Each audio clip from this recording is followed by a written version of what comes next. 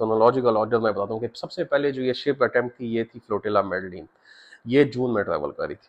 उसके बाद सेकंड इनका बारी थी, अब ग्रेटा सेकंड शिप में नहीं आ सकी, इसको अभी भी डिटेन किया गया था। अब थी फ्लोटिला हंडेला। फ्लोटिला हैंडेला में था बर्गर नाम का एक न्यूयॉर्कर ज्यू है और टिकटॉकर काफी मशहूर है। उसने अपना पूरा करियर इस पे बना लिया। जो 2 साल जंग हुई है उसमें वो बहुत ही मशहूर एक टिकटॉकर बन गया है कि वो फलस्तीनियों के राइट्स का सारा बता रहा होता है, सारा एक्टिविज्म कर रहा होता है। बाइडन के वक्त तक जब प्रोटेस्ट हर हफ्ते होते थे, डेमोक्रेट्स के वक्त में हर हफ्ते प्रोटेस्ट थे। ये तो अब ट्रम्प की वजह से काफी सख्ती हो गई है कि आप हर हफ्ते वो वाले उस तरह के प्रोटेस्ट कर नहीं सकते हो। स्टूडेंट्स को यूनिवर्सिटीज के अंदर से जाके निकाला जा रहा है, रेस्ट्रिकेट किया जा रहा है, उनको फिर डिपोर्ट किया जा रहा है अपने अपने मुल्कों में। लेकिन बाइडन के वक्त में जब हर हफ्ते प्रोटेस्ट थे तो जितने भी अमेरिका में प्रोटेस्ट थे उसमें जोसेफ बर्गर पहुंचा होता था, उसमें फुल पार्टिसिपेट करा था, मुसलमानों की साइड से खड़ा होता था, फलस्तीनियों की साइड से। वो सारे ज्यूज को दिखाता था कि अच्छा ये इसलिए भी बहुत ज्यादा मशहूर था कि ये क्योंकि एज अ ज्यू जब ये फलस्तीनियों को, क्योंकि ज्यू था लेकिन इसराइली तो नहीं था, वो तो अमेरिकन ज्यू है जो उनकी बाय जनरेशन से वो यहीं पे न्यूयॉर्क में ही रहे। तो वो अपने साथ दूसरे ज्यूज को ऐसा दिखाता था, उनके इंटरव्यूज लेता था कि आप लोग फलस्तीन के साथ हो, कहते हैं हम बिल्कुल फलस्तीन के साथ खड़े हैं। तो इस बात पर बहुत ज्यादा मशहूर हो गया था।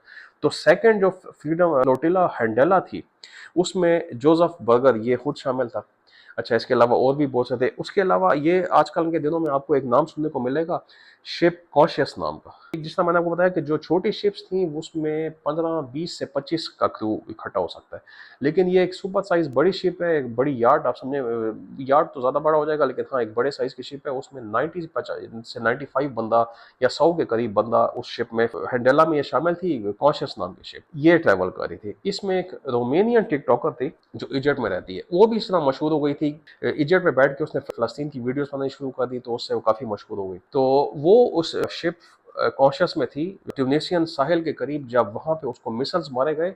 शिप को प्रॉपर मिसल्स मार के उसको डैमेज किया गया, मिसल्स ड्रोन के थ्रू थे, बहरहाल उसको डैमेज किया गया। और उसको डैमेज करने के बाद फिर वो ट्यूनेशियन साहिल पे लाके उसको 1 2 महीने वो शिप खड़ी रही, उसको सारा रिपेयर किया गया।